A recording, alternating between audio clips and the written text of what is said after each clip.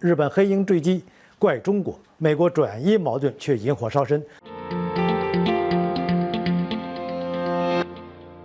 各位朋友，大家好，我是严树军，欢迎收看严树军论评。在4月6日，日本陆上自卫队一架 HU-60黑鹰直升机前往西南诸岛侦察地形，但起飞不到10分钟后，直升机飞到宫古岛西北海域上空，突然从雷达消失。说实话，世界各地几乎每天都有航空事故，但是这次有很多因素叠加在一起，成为阴谋论患者的一场狂欢。首先，出事飞机上载有10人，其中有8名是干部，有5人是第80团司令部的核心人员，包括第80团师团长坂本雄一，而且在出事8天前刚刚就任。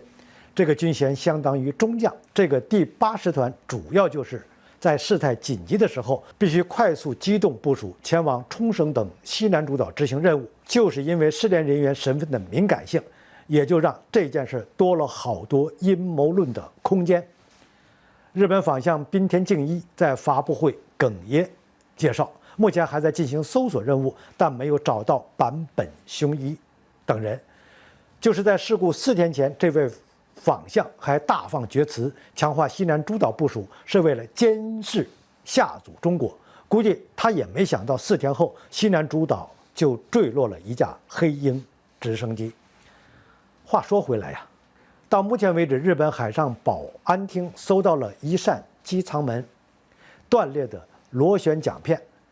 还有没有拆开使用的救生艇。怪就怪在黑鹰直升机从雷达失联，并没有发送任何求救信号，说明事故是很迅速发生的。而日本朝日新闻采访一位陆子前官员的话称，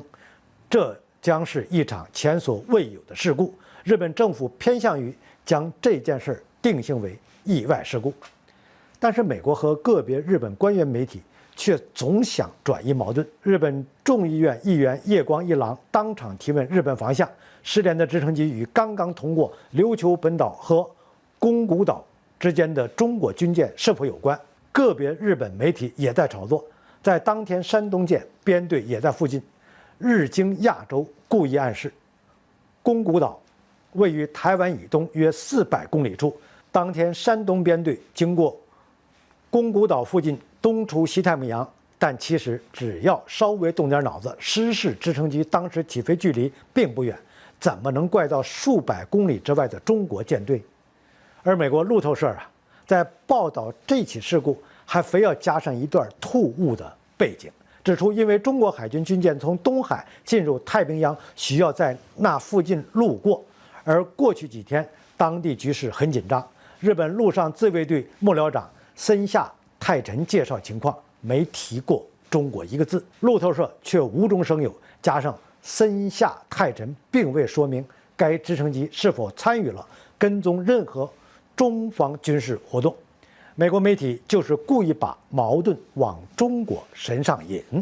挑拨中日关系，也是在炒作威胁论，也是在转移黑鹰直升机本身可能存在的问题。美国想转移矛盾，反倒引火烧身。UH-60黑鹰直升机本就多次发生致命事故，就在前段时间，美军还同时坠落了2架黑鹰直升机。日本 UH-60J 黑鹰直升机是美国西科斯基飞机公司研制的黑鹰直升机的基础上，由30改装的一款旧机型，故障率一直很高。日本人开始各种埋怨了，还列出了美式战机这些年造成的事故清单。而日本政府在调查前就把这事儿定义为意外事故，更是引起日本国民不满，要求必须追责。美国的军工产业这么多年确实被神化了太久。不管怎么样，调查结果还没出来，就不要到处碰瓷儿中国了。好，本期的话题就论评到这里，我们下期见。